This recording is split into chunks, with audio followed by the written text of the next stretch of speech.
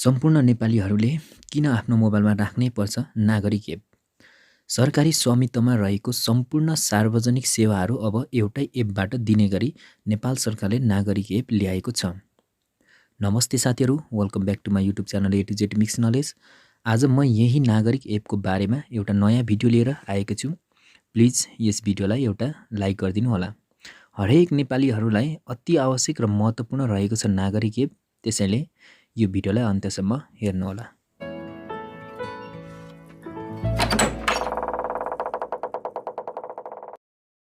यदि तपाईहरू मेरो च्यानलमा नयाँ हुनुहुन्छ भने रेड कलरमा रहेको सब्सक्राइब बटनमा टच गर्नुहोला, साथै नजिकैको बेल आइकनमा टच गरी अल नोटिफिकेसनमा टच गर्नुहोला।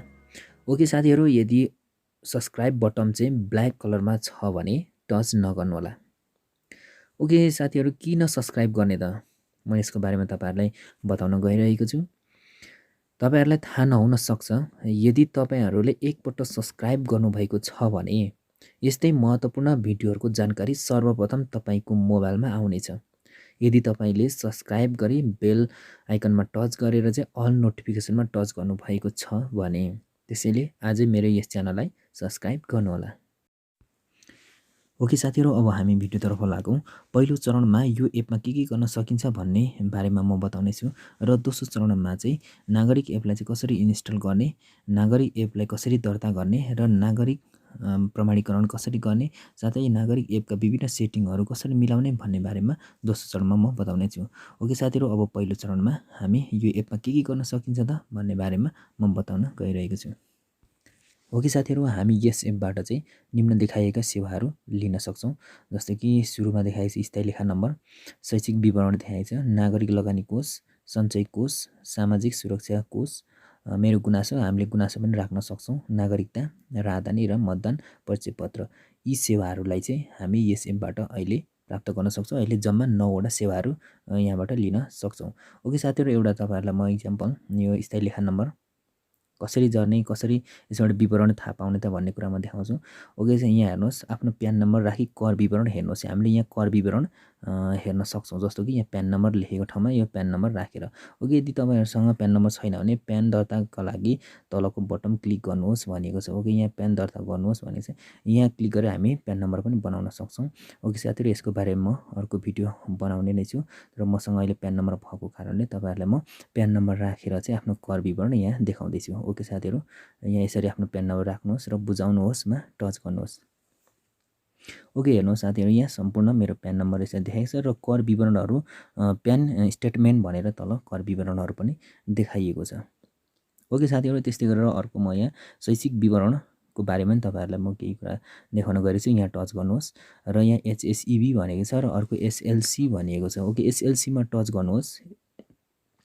ओके, सिम्बल नम्बर भनिएको छ, त्यहाँ आफ्नो सिम्बल नम्बर राख्नुहोस्।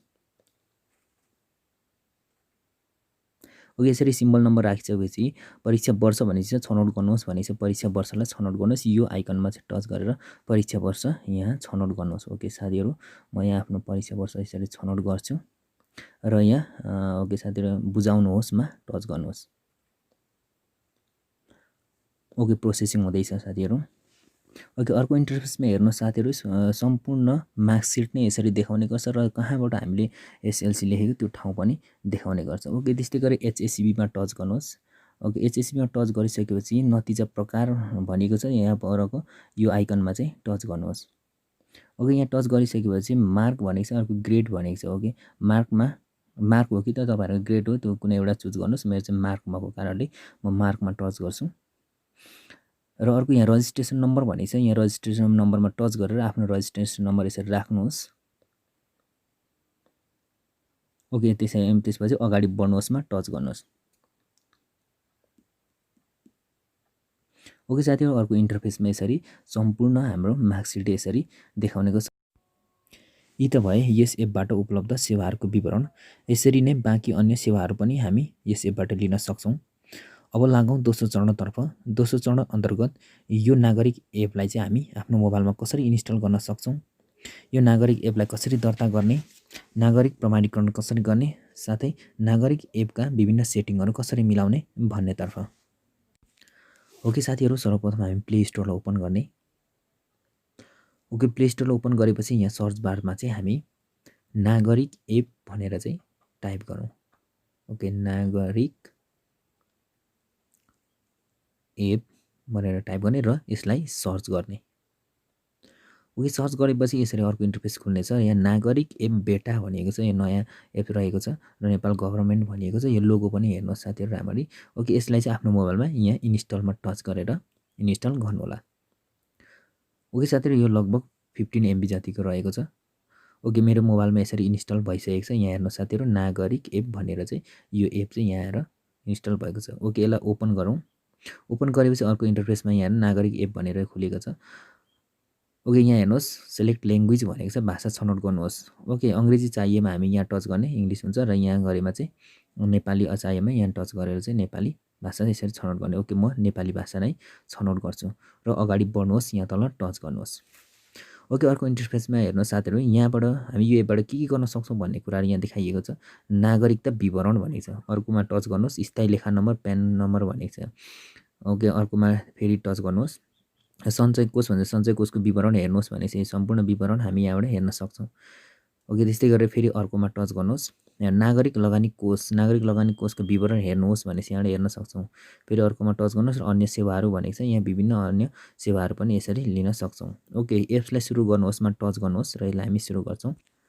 अब हामी यो नागरिक एपलाई चाहिँ दर्ता गर्नुपर्ने हुन्छ। यसको लागि आफ्नो मोबाइल नम्बर उल्लेख गर्नुहोस् भनेको छ। नागरिक एपमा दर्ता हुनको लागि चाहिँ नागरिकले आफ्नै नाममा दर्ता भएको मोबाइल नम्बर प्रयोग गर्नुपर्ने छ भनेको छ र यहाँ चाहिँ आफ्नै नाममा दर्ता भएको मोबाइल नम्बर यसरी राख्नुहोस्। ओके यसरी मोबाइल नम्बर राखिसकेपछि तलतिर हेर्नुहोस् साथीहरू, अगाडि बढ्नुहोस्। ओके योभन्दा माथि हेर्नुहोस् यहाँ 6 अङ्कको कोड मोबाइल नम्बरमा पठाइने छ भनेको छ। ल यसलाई भेरिफाई गर्नको लागि र यहाँ अगाडि बढ्नुहोस्मा टच गर्नुहोस्। यसरी टच गरिसकेपछि यहाँ प्रोसेसिङ हुँदैछ, हामीलाई पक्कै पनि यो मोबाइल नम्बरमा कोड पठाउनेछ। ओके ल हेर्नुहोस् साथीहरू, यहाँ 6 अङ्कको हामीलाई कोड पठाएको छ र यो कोडलाई चाहिँ हामी यहाँ राख्ने। यसरी म यहाँ राख्दैछु 6 अङ्कको कोड चाहिँ यसरी राखेर चाहिँ यहाँ तल अगाडि बढ्नुहोस्मा टच गर्नुहोस्। ओके साथीहरू यहाँ हेर्नुहोस् टोकन सफलतापूर्वक प्रमाणित भएको छ भनेको छ। ओके साथीहरू अब हामी नागरिक प्रमाणीकरण गर्नुपर्ने हुन्छ। नागरिक एपमा दर्ताको लागि नागरिकले आफ्नो विवरण प्रमाणित गर्नुपर्ने हुँदा निम्नमध्ये कुनै परिचय पत्रबाट पहिचान खुलाउनुहोस् भनेको छ। यहाँ हेर्नुहोस् साथीहरू छनौट गर्नुहोस्, यो आइकनमा टच गरेर हामीले छनौट गर्नुपर्ने हुन्छ। र जस्तै यहाँ हेर्नुहोस् नागरिकता, मतदाता परिचय पत्र र राजधानी कुनै पनि एउटाबाट हामीले यो प्रमाणीकरण गर्नुपर्ने हुन्छ। ओके म नागरिकताबाट प्रमाणीकरण गर्दैछु र नागरिकतामा टच गर्छु। ओके अर्को इन्टरफेसमा हेर्नुहोस् साथीहरू, यहाँ नागरिकता भनिएको छ। नागरिकता नम्बर, जारी भएको जिल्ला, जन्म मिति विक्रम सम्वतमा र नागरिकता जारी भएको मिति, यो सम्पूर्ण विवरण हामीले यहाँ राख्नुपर्ने हुन्छ। ओके तपाईँहरू पनि यसरी आफ्नो विवरणहरू राख्नुहोस् र मैले सम्पूर्ण विवरणहरू राखेको छु र यहाँ तल अगाडि बढ्नुहोस् लेखिएको छ, यहाँ टच गर्नुहोस्।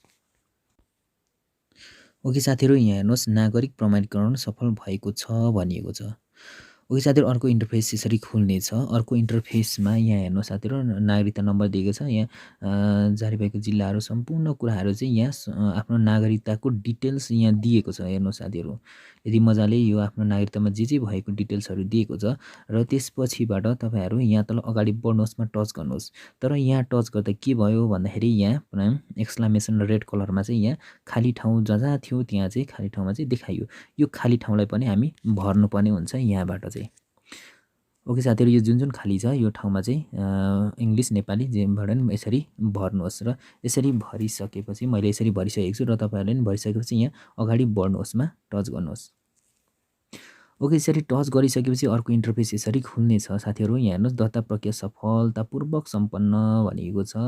ओके यहाँ सम्पूर्ण कुराहरू दिएको छ र यहाँ के भनेको छ त भन्दाखेरि तल पिन कोड सेट गर्नुहोस् भनेको छ, एप्समा जानुहोस् भनेको छ। ओके पिन कोड सेट गर्दै राम्रो चाहिँ होला, सेक्युरिटी हुने गर्छ, सेक्युरिटी चाहिँ यहाँ पिन कोड लाउनु पर्ने हुन्छ। ओके यसरी अर्को इन्टरफेस खुल्नेछ र यहाँ कुनै पनि 4वटा डिजिटको चाहिँ पिन कोड यसरी छनौट गर्नुहोस्। मैले छनौट गरिसकेको छु र तपाईँहरूले पनि छनौट गर्नुहोला।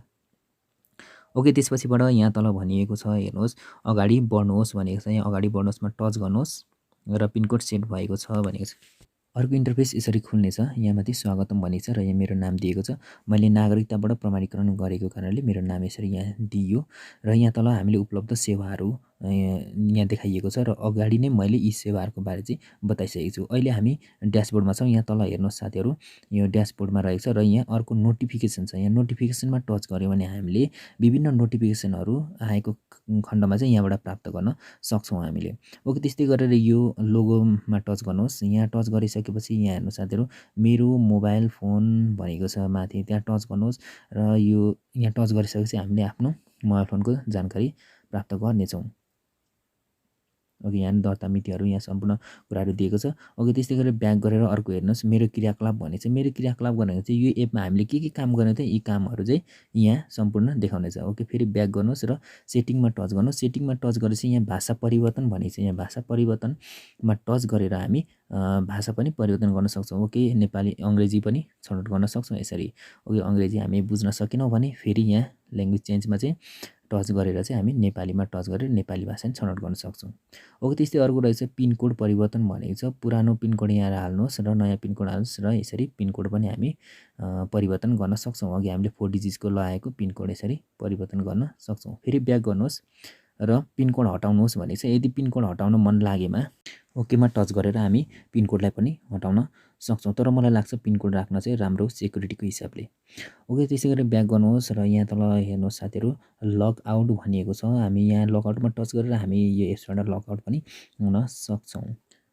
ओके, त्यस्तै गरी हामी आफ्नो इमेज पनि राख्न सक्छौँ। इमेज राख्नको लागि यहाँ टच गर्नुहोस् र यहाँ सिलेक्ट इमेज पनि भनेको छ र यहाँ नोट भनेपछि एक औपचारिक राजधानी आकारको फोटो मात्र मान्य हुनेछ भनेको छ। फोटो अपलोड गर्नको लागि यहाँ टच गर्ने र यहाँ इमेज बस्नेछ। ओके साथीहरू, अहिले म फोटो राख्दिनँ र यहाँ रद्द गर्छु। ओके, यसरी नै हामीले यो नागरिक एपको सेटिङहरू पनि यसरी मिलाउन सक्छौँ। ओके साथीहरू, आजको भिडियो यही रहेको छ। तपाईँहरूलाई कस्तो लाग्यो, मन परेमा लाइक, सेयर, कमेन्ट गर्न नभुल्नुहोला, साथै सब्सक्राइब गर्न नभुल्नुहोला। Okay, thank you.